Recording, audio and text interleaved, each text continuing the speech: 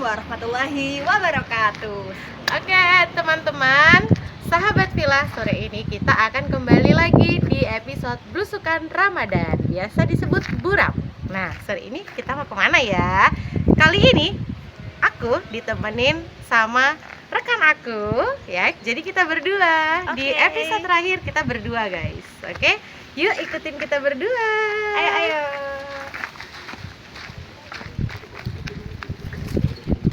Oke, kita ke rumahnya siapa ini teman-teman? Siapa yang tahu rumah siapa ini? Oke, kameramen tahu nggak ini rumah siapa kameramen? Ini adalah rumahnya ketua yayasan. Oh iya, ketua yayasan guys. Silakan di shoot sebelah sini kameramen. Rumahnya asri sekali guys.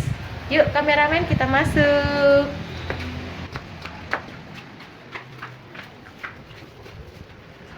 Assalamualaikum.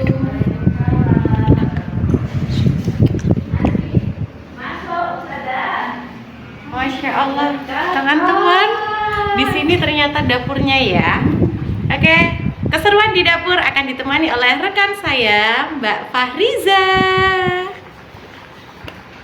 Halo teman-teman, kali ini bersama saya, Fahriza Muzayana, kita akan melihat keseruan di dapur kediaman Ustadzah Weni dan Ustadz Bedi. Silakan di sini. Nah, teman-teman, beliau adalah Ustadzah Weni, istri dari Ustadz Bedi selaku ketua yayasan. Monggo Ustadzah perkenalan diri. Assalamualaikum warahmatullahi wabarakatuh. Perkenalkan, saya Weni Khairul Nikmah. Saya kebetulan istri dari Pak Bedi Cahyono. Di sini saya sebagai kebetulan juga pas di syuting untuk acara Blusukan Ramadan. Ini menu nanti yang akan kita makan saat berbuka. Wow, apa nih kira-kira namanya Ustadzah? Kalau di desa biasanya namanya ayam bumbu ingkung. Biasanya seringnya kalau dulu waktu ada orang tua itu, saat ada bapak sama ada ibu itu bikin ini setiap Jumat manis. Biasanya bikin ini. Iya, kalau pas dulu waktu masih ada almarhum bapak. Tapi begitu almarhum bapak tidak ada, ya cuma pas kepingin saja biasanya bikin ini. Resep rahasia dari ayam ingkung ini apa Ustadzah? Sebenarnya sama saja sih. Ada cabai, bawang, brambang, kemiri, lauk, kunir, jahe, sama apa namanya? Itu kencur biasanya ya. Kalau di desa kan jarang pakai laos, biasanya diganti pakai kencur. Seringnya begitu. Beda kalau saya di Kediri, biasanya kalau masak seringnya pakai laos, jarang pakai kencur. Nah, di sini pakai kencur. Apa Ustadzah yang membuat berbeda antara laos dan kencur Ustadzah? Ya memang dari segi rasa kan memang berbeda, aromanya berbeda. Cuma juga kembali kalau di sini ada kepercayaan orang di sini itu laos itu ada beberapa yang tidak cocok itu bikin sesak nafas. Katanya seperti itu. Tapi itu mitos atau fakta saya masih belum tahu. Tapi kalau browsing tidak ada sebenarnya. Oh gitu. Tapi ada yang begitu. Katanya orang-orang itu begitu habis makan yang makanan yang ada lauknya bisa langsung sesek. Oh gitu. Okay. Tapi ya enggak tahu juga sih. Itu beneran apa enggak atau karena mungkin bukan karena lauknya atau hal yang lain kan enggak tahu juga kan. Namanya kepercayaan masyarakat. Nah, teman-teman, itu tadi resep rahasia dari ayam ingkung buatan Ustadzah Weni. Sekaligus beliau ini adalah owner dari produk Pawon Uti teman-teman. Seperti ini dia produknya. Silahkan teman-teman yang berminat bisa menghubungi owner di nomor di bawah ini. Oke, kita lanjut ke step selanjutnya. Kalau laki-laki kelihatan direncanakan.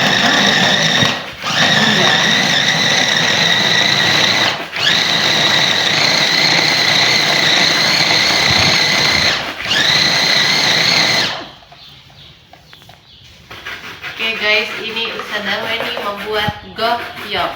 Apa itu gohyong? Gyoza. Oh iya deh, Gyoza. kembali gyoza namanya guys, salah.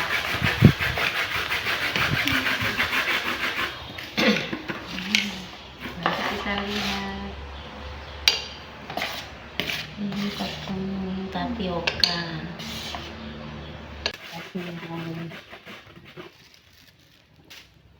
Oke, aku melihat dulu nih Kak Isa boleh. Baik teman-teman, ini kita tidak bisa memasak tapi sok-sok ngerepotin Ustazah Weni ya guys. Mengamati kita, Jadi mengamati kita hanya dulu. pengamat.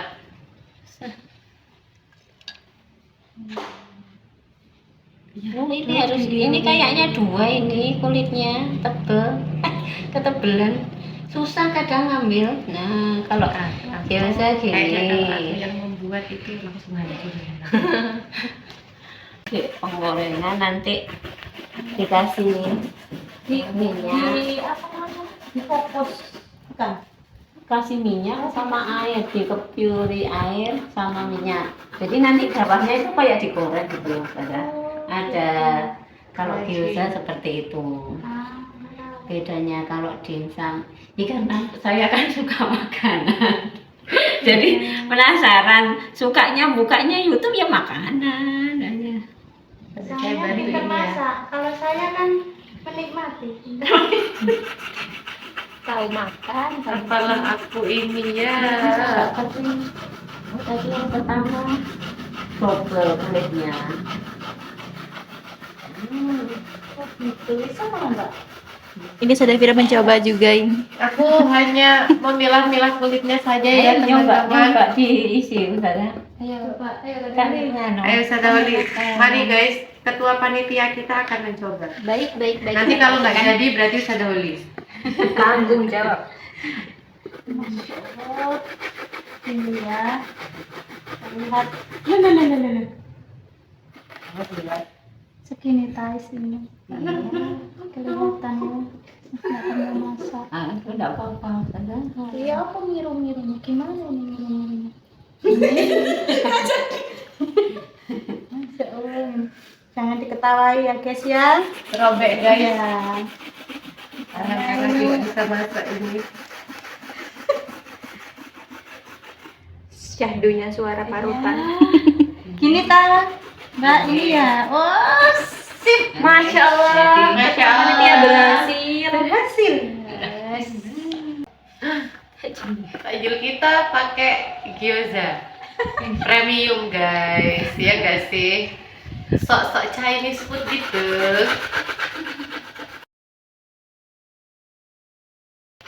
Sudah, produk Pawon Uti ini didistribusikan kemana saja sama Saya saya? biasanya pesenan saja, kadang ya Ustazah Cindy pesen apa? Pesen sak mintanya. Seringnya gitu. Enggak, ini sudah enggak ditaruh di toko-toko atau bagaimana? Enggak nganu kan karena sendiri kan, masih dikerjakan sendiri. Jadi apa namanya? Ya terbatas. Kalau ada pesanan saya buatkan. Biasanya sering kan nasi juga, pesanan nasi. Kemarin buat itu pondok Darul Hijrah itu. Baik teman-teman, kalau mau pesan Pawon Uti Production, ada banyak, boleh pesan apa saja. Nanti pasti dibuatkan. Biasanya itu biasanya juga ada yang pesan, saya yang bikin posting gitu, ada yang tahu pesan bu. Nyempil sedikit.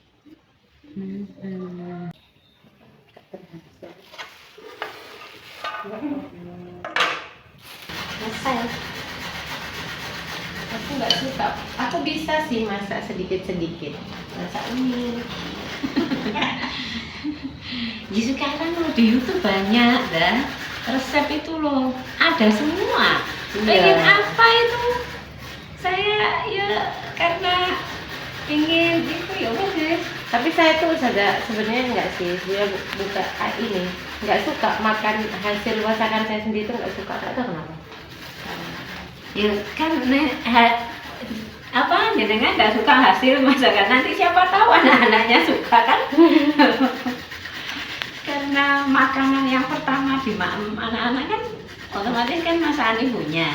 Nah itu akhirnya kan yang jadi yang nanti dirumbukan anak-anak itu kan, oh masakan ibu. Ibu saya dulu senang masak juga, pernah jualan soto juga, jadi ya pernah nerima apa pesanan nasi kotak juga, jadi nurun mungkin. Akhirnya sampai sekarang saya juga senang masak. Apa istri Pak Sulin cerita nek masak 10 kayak payah ya, karena memang mungkin bukan enggak terlalu bukan passionnya. Oh ya benar, Bukan passionnya. ya kalau Ustazah Kholis kan passionnya di pendidikan, Jalan-jalan nah iya, jadi memang beda-beda. Allah sengaja menciptakan orang itu dengan berbagai macam.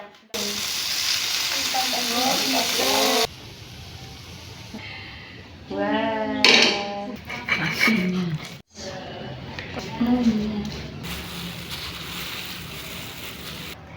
Baik teman-teman pemirsa di rumah semuanya, dalam Buram episode terakhir ini kita akan berdiskusi langsung dengan Ustadz Bedi. Kita ya sharing-sharing sedikit tentang persiapan berbuka dari kegiatannya Ustadz Bedi dan putra-putrinya. Oke, kita akan tanya-tanya langsung sama beliau. Mungkin ada tips and trick untuk puasa di 10 hari terakhir besok. Oke, stay tune. Oke teman-teman, sebelumnya perkenalkan beliau adalah Ustadz Bedi Cahyono, Ketua Yayasan Ar-Rahmah Yasawilangun. Oke, jadi kita mau tanya-tanya dulu nih ya sama Ustadz Bedi, apa saja sih keseruan sebelum berbuka ini? Nah ini kan mendekati berbuka teman-teman.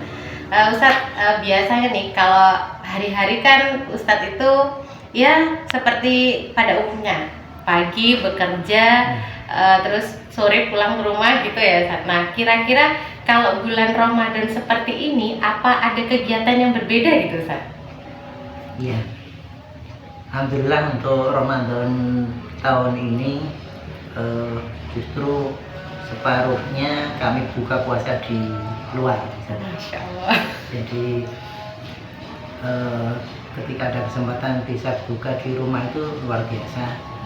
Jadi karena anak-anak juga ngumpul semua 5 anak, jadi kami berbagi tugas. Biasanya yang tetap bagian dapur umiknya, kami bagian eksternalnya, dengan anak-anak dan lain sebagainya. Tadi sebelum jenengan datang juga ngasih makan ayam dan tugas-tugas lainnya yang bisa saya janda. Kebetulan kalau masak memang cuma bisa masak air saja. Oke teman-teman, itu jadi apa kegiatan sehari-hari Ustadz Bedi ya selama bulan puasa. Ternyata separuhnya banyak buka di luar. Jadi buka di rumah itu sangat luar biasa ya Ustadz ya, bisa berkumpul dengan keluarga. Oke, kalau untuk anak-anak sendiri, Ustadz, putra-putri Ustadz Bedi sendiri itu belajar berpuasa itu mulai usia berapa Ustadz? Iya, dari 5 anak itu masing-masing punya cerita sendiri-sendiri ya untuk belajar puasanya. Ada yang mulai kelas 1, ada yang TK, tapi ada yang mulai kelas 3. Oh. Oke. Karena memang kondisi fisiknya anak-anak berbeda masing-masing. Ada yang laki-laki sama perempuan. Kebetulan memang kecil-kecil perawaannya. Justru malah ada yang ketika puasa senang, karena memang ini tipenya anak yang enggak begitu suka makan. Oh, Jadi kebetulan. iya, iya. Jadi ketika ketemu puasa ya sudah biasa sampai sore tanpa latihan. Tapi anak yang kedua itu harus penyesuaian. Seingat saya dulu awal-awal mesti ada mualnya kalau langsung sore. Alhamdulillah ini tinggal 1 anak yang masih PAUD yang belajar puasa ya, setengah hari duhur, puasa duhur gitu. Jadi ini ya Ustadz ya, pengalamannya itu sangat berbeda-beda ya Ustadz ya, terutama tadi yang nggak suka makan. Oke, teman-teman, jadi kalian tipe yang mana nih? Suka puasa atau enggak? Oke, Ustadz, kalau untuk biasanya kan kalau adik-adik itu mencontoh kakaknya. Nah, untuk kakaknya sendiri nih, putra Ustadz yang pertama putra ya? Ya, putranya yang pertama itu ketika awal dulu mulai latihan berpuasa itu ada rewelnya nggak Ustadz? Iya, mesti ada namanya anak ya. Bahkan anak pertama, anak kedua itu kalau sahur mesti digendong, digendong untuk belajar awal-awal itu, dan disuapi sambil merem. Iya, ya sampai sekarang masih diingat itu. Tapi adik-adiknya nggak seperti itu, alhamdulillah bisa minimal melek lah, mereka makan sambil melek. Yang saya ingat yang unik yang lain apa ya? Ya pasti kalau masih belajar pasti membangunkannya harus diangkat dulu, digendong dulu, dan ya begitulah. Setelah mungkin dicuci muka itu sudah mulai normal, mulai sadar. Iya. Terus Ustadz, untuk biasanya kan kalau siang-siang terus menjelang berbuka ini anak-anak pada ribut ya Ustadz ya, ayo kapan bukanya, biasanya seperti itu. Nah, kalau dari Ustadz sendiri sebagai sosok ayah itu apa sih hal-hal yang biasa Ustadz lakukan kalau anak-anak tuh sudah nggak sabar mau buka kayak gitu? Iya, kalau yang kami lakukan biasanya ketika yang kecil terutama, yang besar kayaknya sudah nggak masalah. Yang kecil ya kami selimurkan, Dialihkan. kita alihkan perhatiannya gitu.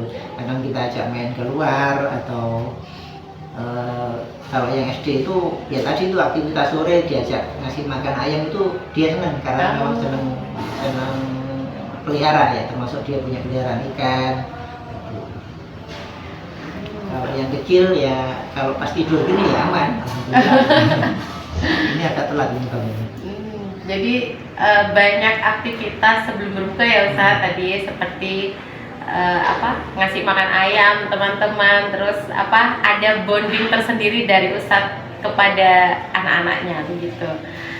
Terus Ustadz, ini biasanya Ustadz ini sebelum berbuka seperti ini, ketika semua sudah beres-beres, sudah beres mandi semuanya. Nah, ini kegiatannya biasanya ngapain Ustadz? Iya, biasanya setengah jam atau 20 menit sebelum buka puasa kita persiapan dulu semua, HP, TV semuanya nggak boleh nyala. Terus ya kita ngumpul, biasanya yang putri diminta bantu uminya untuk persiapan ya gitu. Nasinya diler karena biasanya masih panas dan lain sebagainya, persiapan.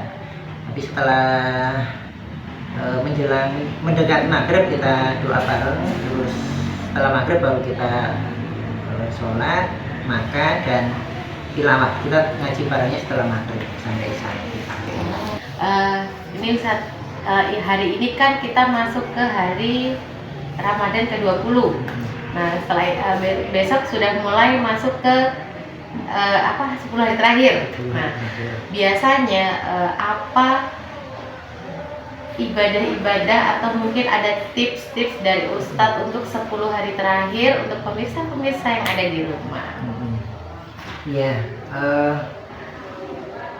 tidak ada yang lain selain yang dicontohkan Rasulullah ya, yang kami lakukan. Bahkan mungkin terhitung melanggar ya, 3 amalan utama itu yang kami tekankan kepada keluarga. Yang pertama, sholatnya tentu bukan hanya sholat wajib ya, sholat sunnahnya terutama taraweh, witir, dan lain sebagainya.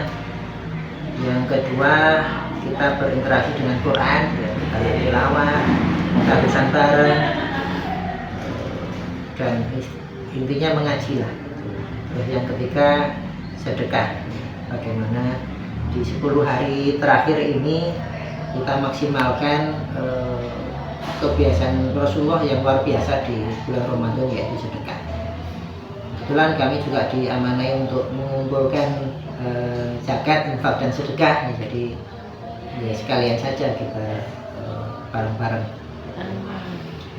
Untuk pribadi biasanya menjelang malam 25 akhir itu kita itikaf biasanya. terutama yang laki-laki gitu. Kita di masjid terdekat atau kadang di Lumajang juga nyari yang nyaman. Oh iya iya. Ustadz, bagaimana caranya Ustadz itu memahamkan kepada anak-anak bahwa di 10 hari terakhir itu ada malam Lailatul Qadar yang baiknya itu melebihi 1000 bulan, dan kita sebagai umat muslim itu berbondong-bondong untuk meraih malam itu. Gimana Ustadz memahamkan kepada anak-anak?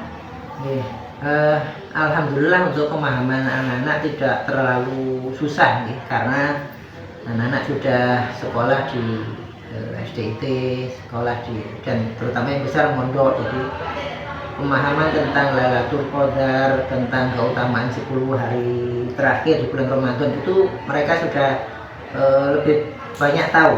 Sehingga kami tinggal nambah sedikit saja ketika kita kumpul bareng, pas ketika kebetulan ada kesempatan sholat bareng gitu. Kita nambah sedikit saja, alhamdulillah sudah mereka nyambung, tidak susah, karena memang dari sekolah-sekolah mereka kayaknya sudah disampaikan seperti itu. Oke, teman-teman, itu tadi pertanyaan terakhir dari saya sebagai hostnya ya di sini. Mungkin yang paling terakhir ada kata-kata dari Ustadz Bedi untuk kita dan pemirsa di rumah. Iya, kata apa ya? Oke, alhamdulillah bentar lagi kita memasuki 10 hari terakhir di bulan Ramadan ini, di mana hari-hari yang penuh makna, sangat rugi kalau kita biarkan berlalu begitu saja. Seperti tadi yang kami sampaikan, bahwa sebagai muslim yang normal kita akan pasti akan ingin mendapatkan pahala yang sebesar-besarnya, sebanyak-banyaknya. Maka di samping kita masih tetap membina keluarga Islami, di sisi lain kita juga amal yaumiyah kita, ya, amal harian kita, sholatnya, ngajinya, darusan dan lain sebagainya, termasuk yang terakhir adalah kewajiban zakat kita, sedekah kita, ya, jadi sedekah wajib maupun yang sunnah. Monggo kita sama-sama kuatkan, ya. Saya mengingatkan diri kami sendiri, dan semoga nanti ini juga menjadi motivasi untuk semua yang mendengar diskusi ini. Mungkin itu Tata. Oke, teman-teman, itu sedikit dari Ustadz Bedi dan beberapa pertanyaan yang mungkin pengen kita tahu apa sih keseharian dan tips and trick dari Ustadz Bedi sendiri selaku ketua yayasan, ya. Dan setelah ini teman-teman sudah mendekati waktu berbuka, jadi setelah ini kita akan meliput keseruan berbuka puasa dari Ustadz Bedi dan putra-putrinya dan keluarganya, termasuk kita yang numpang ya guys. Oke. Itu sekian dari saya selaku hostnya di sini. Oke. See you.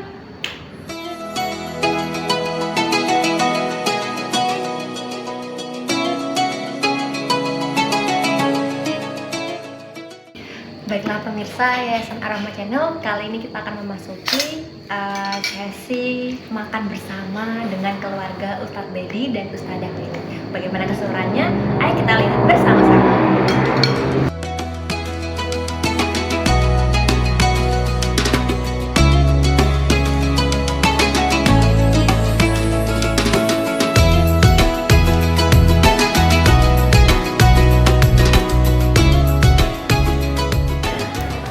Sahabat Villa, pemirsa Aroma Channel di rumah, hari ini di Buram episode terakhir kita akan tutup episode ini dan see you di Ramadan tahun 2026.